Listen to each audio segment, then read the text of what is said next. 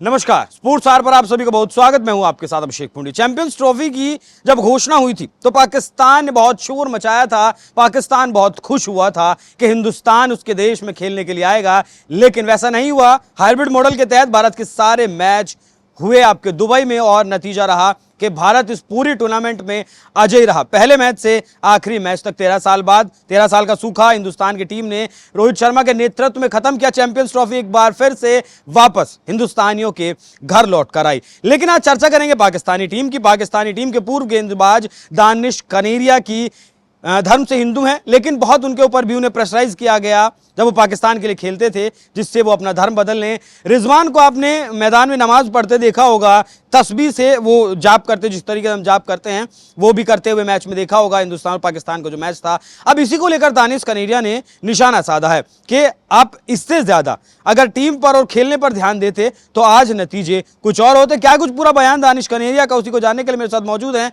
हमारे सहयोगी केशव। केशव, क्या कुछ कहा दानिश कनेरिया ने? देखिए, दानिश कनेरिया ने पाकिस्तान की जो कमजोरियां हैं उसको हाईलाइट किया है। जिस कल ही खोल दी, बिल्कुल कल ही खोल दी है और पोल खोलने वाली बात है, क्योंकि देखिए जिस बात की जिक्र हम लोग करते रहे हैं और वो टीम का हिस्सा रहे हैं, पाकिस्तान के हैं और इंटरनल सिस्टम का हिस्सा रहे हैं, तो उन्होंने जो बातें कही वो काफ़ी गंभीर है।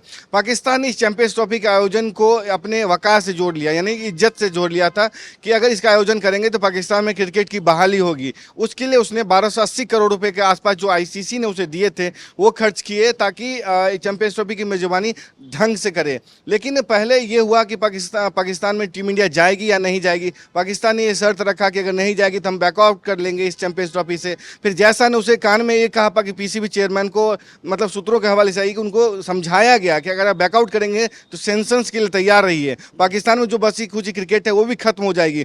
फिर मोहसिन नकवी ने एक प्रैक्टिकल रास्ता अपनाया कि इसका नाम दे दिया हाइब्रिड मॉडल का, फ्यूजन मॉडल, यानी कि तुम भी मत आओ हम भी नहीं आएंगे। इसके तहत 2026 का वर्ल्ड कप होगा, जो कि ऑलरेडी श्रीलंका भारत मिलकर कर रहे हैं, तो उसका भारत के सभी मैच पाकिस्तान के साथ कोलंबो में होंगे।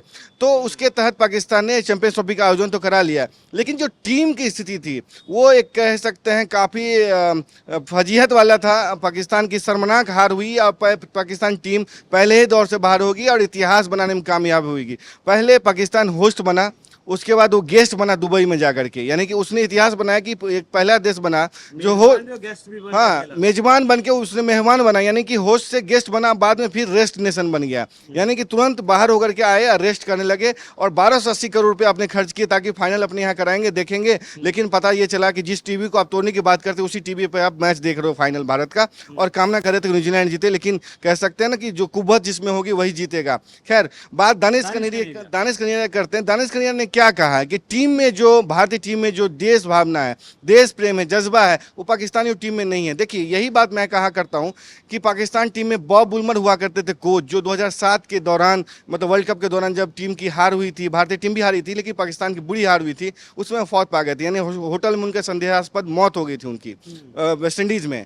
तो उन्होंने एक बात कहा था जो कि आज भी सच साबित होता है कि पाकिस्तान के खिलाड़ी प्रार्थना ज़्यादा करते हैं, नमाज ज़्यादा पढ़ते हैं, उसके बजाय अगर खेल लें तो बेहतर प्रदर्शन करेंगे। शायद वहीं से डाउनफॉल पाकिस्तानी क्रिकेट की शुरुआत हुई थी, आज भी डाउनफॉल हो रही है। यानी कि आपने जो जिस बात की हम लोग ऑफ द रिकॉर्ड बात कर रहे थे कि रिजवान तस्वीर लेके बैठे रहते हैं, खिलाड़ियों में वो व्हाट्सएप ग्रुप बनाते हैं ताकि नवाज की टाइम बताते, प्रैक्टिस का नहीं बताते। क्रिकेट के कप्तान है, वनडे टीम के कप्तान है, खैर उनसे T20 कप्तानी ले ली गई है। नवाज तो पढ़ने की टाइमिंग बताते हैं व्हाट्सएप ग्रुप में कि नवाज की फजर की, नमाज की, रमजान की ये टाइमिंग है व्हाट्सएप ग्रुप में, जैसा कि इनामुल हक ने कहा। लेकिन जब प्रैक्टिस सेशन की बात हो, कुछ कोड ऑफ कंडक्ट लागू करने की बात हो, वो नहीं करते हो। यानी कि कोशिश करते हैं कि जो धर्मांतरण वाला मसला है, धार्मिक जो मसले हैं, उसको इम्प्लीमेंट की जाए। टीम ऐसे आरोप भी लगे हैं ना रिजवान पर। ये साबित हो चुका है। वहीं के खिलाड़ी हैं जो पूर्व क्रिकेटर्स ने कहा कि जो अगर ये ओवरसीज जाते हैं, यानी कि आप मान लीजिए इंग्लैंड जाते हैं, हाँ, इंटरनेशनल खेलने जाते हैं, न्यूजीलैंड जाते हैं, तो वहाँ के गोरे खिलाड़ियों को कोशिश करते हैं कि कैसे कन्वर्ट किया जाए। इन्होंने किया भी है, 4 लोगों को इन्होंने कलमा पढ़वाया है। इस खिलाड़ी कौन है इसके नाम सामने नहीं आया है, लेकिन जिस तरीके की ये करतूत करते रहे हैं तो उससे ये लगता है कि भाई ये जब भी जाते हैं विदेश में तो धार्मिक गतिविधियों को ज़्यादा संलिप्त रहते बजाय इसके कि ये मतलब टीम में खेले। जिस जज्बे की बात किया दानिश कनेरिया ने, देखिए भारतीय टीम से कभी आप एक्सपेक्ट करते हैं कि वो जाएंगे एक सेल्फी की बदौलत कहेंगे पार्टी पूरा देना पड़ेगा आपको?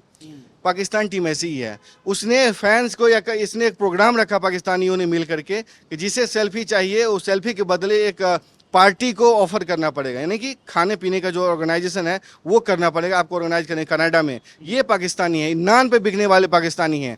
तो उसी बात का जिक्र दानिश कनेरिया कह रहे हैं कि पाकिस्तान ने स्टेडियम तो बनाया है, पैसे तो खूब खर्च किए, लेकिन टीम नहीं बनाई। यही टीम है जिसमें पर्ची सिस्टम हावी है।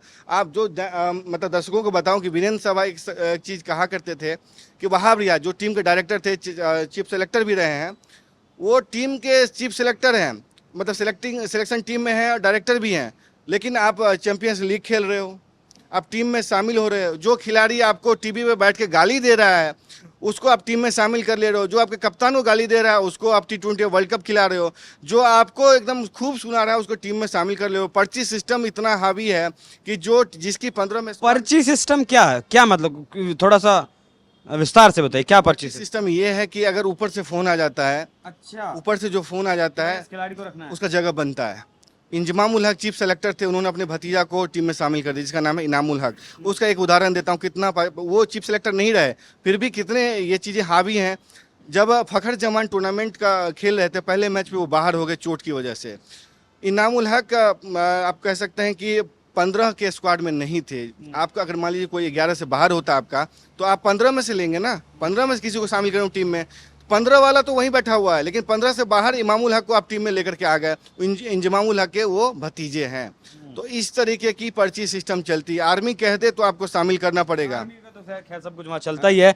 तो जिस तरीके से दानिश कनेरिया ने टीम पर सवाल उठाया है, निशाना साधा है, उससे कम से कम पाकिस्तान को सबक लेना चाहिए भविष्य के लिए, क्योंकि उन्हीं का खिलाड़ी जब इस तरीके के आरोप लगा रहा है तो वो बहुत गंभीर हो जाते हैं। हिंदुस्तान से कोई लगाए, दुबई से कोई लगाए, तो वो आरोप शायद उतने कारगर नहीं होते, लेकिन आपकी टीम का एक पूर्व खिलाड़ी अगर इस बात को कह रहा है तो आपको इस मामले में सोचने और समझने की जरूरत है। तो बात रही, पाकिस्तान को बहुत भारी नुकसान हुआ है इस मैच में, इस टूर्नामेंट में, क्योंकि 5 मैच हाइब्रिड मॉडल के तहत आपके दुबई में हुए। एक मैच का लगभग 39 से 40 करोड़ रुपए पाकिस्तान को मिलना था, सीधा सीधा 200 करोड़ का नुकसान तो यही हो गया। पाकिस्तान ने बहुत सोचा था कि इस टूर्नामेंट से वो एक तो अपने यहाँ पाकिस्तान में क्रिकेट को रिवाइव करेगा, अपनी छवि को बेहतर करेगा, हिंदुस्तान अगर आ गया तो कमाई भी मोटी करेगा, लेकिन उसके सारे ही अरमानों पर पानी फिर गया है। और फिलहाल पाकिस्तानी जो फैंस है क्रिकेट के, वो भी हिंदुस्तान की तारीफ कर रहे हैं, लेकिन पीसीबी बहुत जला भुना हुआ है। बाकी केशव, आपका बहुत बहुत शुक्रिया। दर्शकों, चर्चा कैसी लगी कमेंट कर जरूर बताइएगा। नमस्कार।